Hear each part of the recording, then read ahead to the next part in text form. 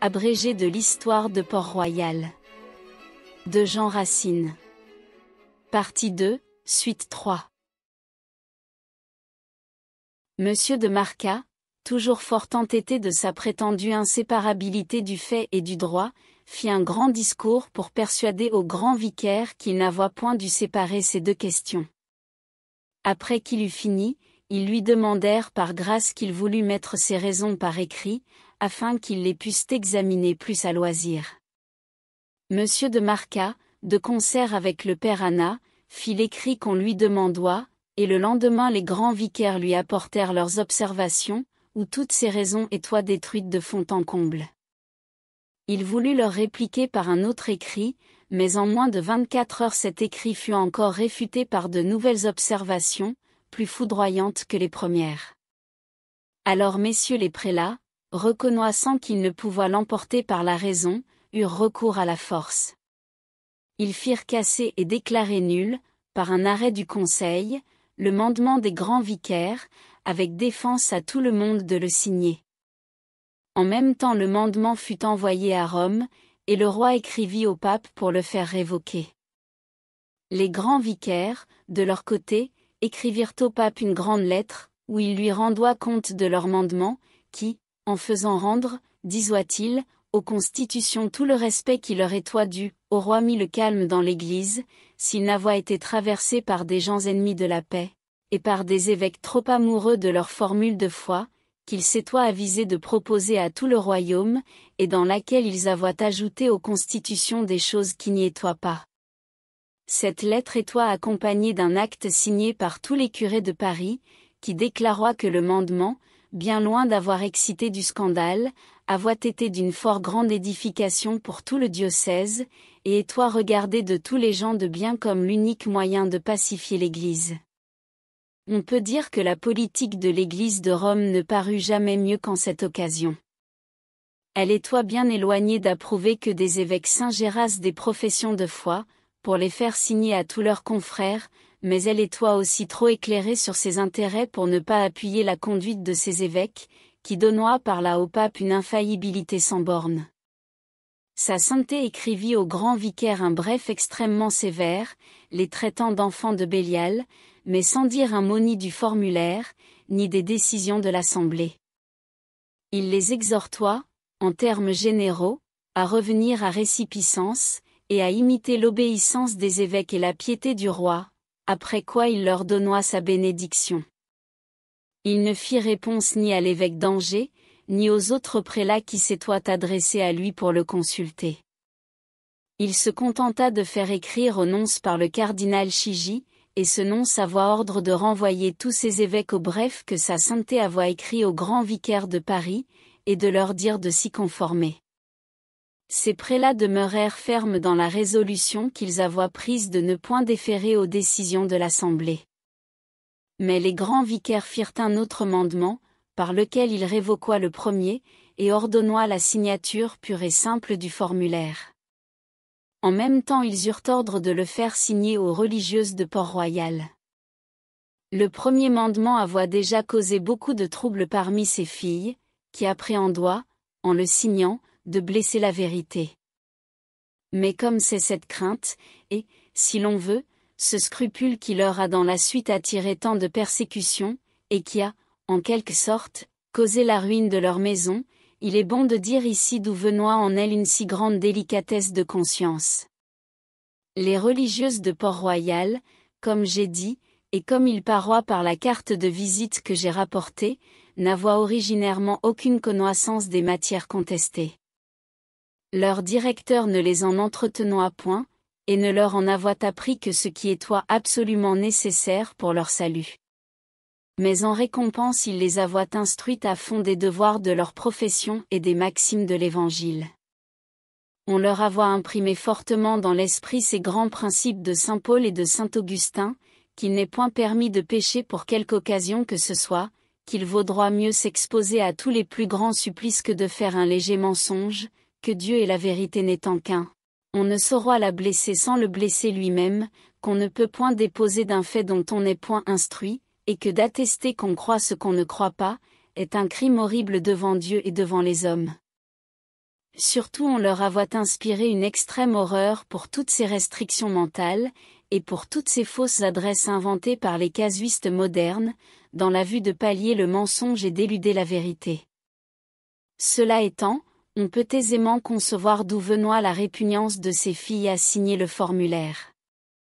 La nécessité où on les réduisoit les avoit enfin obligées, malgré elles, de s'instruire de la contestation qui faisoit tant de bruit dans l'Église, et qui les jetoit dans de si grands embarras. Elles avoient appris que 2 papes, à la sollicitation des jésuites et de plusieurs évêques, avoient condamné, comme extraites de Jansénius, évêque d'Ypres, 5 propositions très abominables, que tout le monde avoit que ces propositions étoient bien condamnées, mais qu'un grand nombre de docteurs distingués par leur piété et par leur mérite, du nombre desquels étoient les directeurs de leur maison, soutenoient qu'elles n'étoient point dans le livre de cet évêque, où ils offroient même d'en faire voir de toutes contraires, qu'il s'étoit fait sur cela de part et d'autre quantité de livres, où ceux-ci paroissoient avoir eu tout l'avantage. Il y avoit donc lieu de douter, et elles doutoient effectivement, que ces propositions fussent dans le livre de cet évêque, mort en odeur de sainteté, et qui, dans son ouvrage même, paroissoit soumis jusqu'à l'excès au Saint-Siège. Ainsi, soit qu'elle se trompasse ou non, pouvoit-elle en sûreté de conscience signer le formulaire? N'étoit-ce pas attesté qu'elle croyoit le contraire de ce qu'en effet elle pensoit? On répondoit qu'elle devoit s'en fier à la décision de 2 papes. Mais elles avoient appris de toute l'Église que les papes, ni même les conciles, ne sont point infaillibles sur des faits non révélés. Et y a-t-il quelqu'un, si ce n'est les jésuites, qui le puisse soutenir? Le contraire n'est-il pas aujourd'hui avoué de toute la terre? Et n'était-il pas alors aussi vrai qu'il l'est maintenant? Il est donc constant que ces filles ne refusoient de signer que parce qu'elles craignoient de faire un mensonge. Mais leur délicatesse sur cela étoit si grande, que, quelque tour que les grands vicaires eussent donné à leur premier mandement, plusieurs religieuses néanmoins, sur la seule peur d'être obligées de le signer, tombèrent malades, et il prit à la sœur de M. Pascal une fièvre dont elle mourut. Les autres ne consentirent à signer qu'après avoir mis à la tête de leur souscription 2 ou 3 lignes qui portoient qu'elles embrassoient absolument et sans réserve la foi de l'Église catholique, qu'elles condamnoient toutes les erreurs qu'elles condamnent, et que leur signature étoit un témoignage de cette disposition. On peut juger par là de l'effet que fit sur elles le second mandement. Que veut-on de nous davantage? Disoit-elle au grand vicaire. N'avons-nous pas rendu un témoignage sincère de notre soumission pour le Saint-Siège? Veut-on que nous portions témoignage d'un livre que nous n'entendons point, et que nous ne pouvons entendre? Là-dessus elle prenoit à témoin Monsieur de Comte de la pureté de leur foi, et de l'ignorance où il les avoit trouvés sur toutes ces contestations. Les grands vicaires étoient fort fâchés de les voir dans cette agitation, et de leur persévérance dans un refus qui alloit vraisemblablement attirer la ruine de l'une des plus saintes communautés qui fut dans l'Église. Ils épuisoient leur esprit à chercher des tempéraments qui puissent sauver ces filles. Ils les conjuroient de céder un peu elles-mêmes, et de faire quelque chose qui leur donnât occasion de les servir. À la fin elles s'offrirent de signer avec cette espèce de préambule, nous, abbesses, prieurs et religieuses des 2 monastères de Paris et des Champs, etc., considérant que, dans l'ignorance où nous sommes de toutes les choses qui sont au-dessus de notre profession et de notre sexe, tout ce que nous pouvons faire est de rendre témoignage de la pureté de notre foi, nous déclarons très volontiers par notre signature qu'étant soumise avec un très profond respect à notre Saint-Père le Pape, et n'ayant rien de si précieux que la foi, nous embrassons sincèrement et de cœur tout ce que sa sainteté et le Pape Innocent X en ont déjà décidé, et rejetons toutes les erreurs qu'ils ont jugées y être contraires. Les grands vicaires portèrent à la cour cette déclaration, et employèrent tous leurs efforts pour l'y faire approuver. Ils y portèrent en même temps une déclaration à peu près semblable, que les religieuses du Val-de-Grâce et celles de quelques autres couvents leur avoient aussi présentée, et sans laquelle elles refusoient de signer.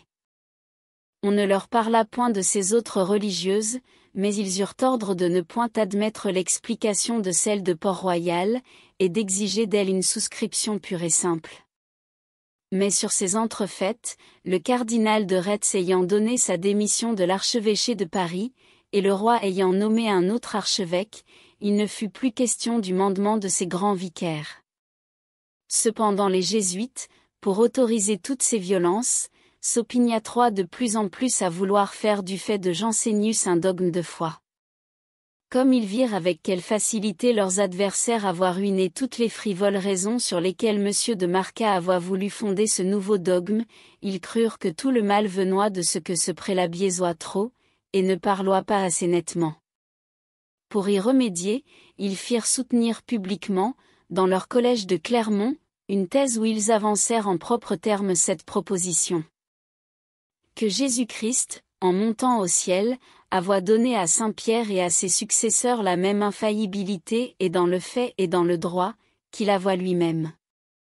D'où il conclua très naturellement, que le pape ayant décidé que les 5 propositions étoient dans Jansénius, on ne pouvait nier sans hérésie qu'elles y fussent. C'est ainsi que ces pères, dans la passion de rendre hérétiques leurs adversaires, se rendoient eux-mêmes coupables d'une très dangereuse hérésie, et non seulement d'une hérésie, mais d'une impiété manifeste, en égalant à Dieu la créature. Et voulant qu'on rendît à la simple parole d'un homme mortel le même culte qu'on doit rendre à la parole éternelle.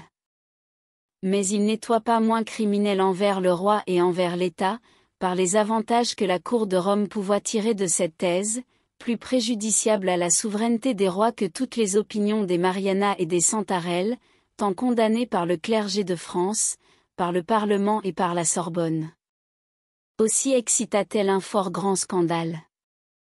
Voici ce que le célèbre M. Godeau, évêque de Vence, en écrivoit à un de ses amis. Où est l'ancienne Sorbonne, qui a foudroyé par avance cette proposition? Où sont les Servins, les Marion et les Harlay? Où sont les évêques de l'Assemblée de Melun? Où est enfin notre honneur et notre conscience de nous taire quand il y a un si grand sujet de parler? Qu'il est fâcheux de vivre en un si mauvais temps. Et à quoi, mon Dieu, nous réservez-vous? Mais espérons en celui qui mortifie et qui vivifie, il laisse aujourd'hui prévaloir les ténèbres, mais il saura en tirer la lumière. Cependant, le pourra-t-on croire? Les évêques, la Sorbonne et le Parlement gardèrent sur cette thèse un profond silence. Les jansénistes seuls se remuèrent, et il n'y eut que ces prétendus ennemis de l'Église et de l'État qui, joints au curé de Paris, eurent assez de courage pour défendre alors l'État et l'Église. Ils dénoncèrent la thèse à tous les évêques, ils s'adressèrent au Parlement même, et découvrirent, par un excellent écrit, les conséquences de cette pernicieuse doctrine.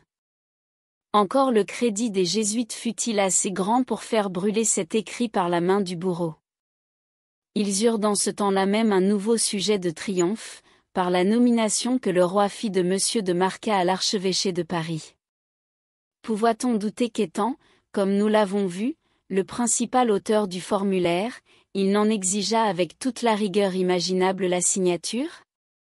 Déjà même les nouveaux grands vicaires que le chapitre avait nommés comme pendant la vacance, s'empressant à lui faire leur cours, avaient publié un 3e mandement, qui jetoit la terreur dans tout le diocèse de Paris. Ils y réformoient tout ce qui leur sembloit de trop modéré dans les précédents, réputoient nulles toutes les signatures faites avec restriction ou explication, et déclaroient suspecés interdits ipso facto tous les ecclésiastiques qui dans 15 jours n'auraient pas signé leur ordonnance. Mais ce zèle précipité n'eut aucune suite. On leur prouva leur incompétence par de bonnes raisons, et leur mandement tomba de lui-même. Si l'on en croit de fort grands prélats, qui ont très particulièrement connu M. de Marca, cet archevêque était fort changé sur le sujet de son formulaire. Ils prétendent même qu'il était sérieusement touché du trouble que cette affaire avait excité, et qu'il n'attendoit que ces bulles pour essayer tous les moyens de terminer les choses par la douceur.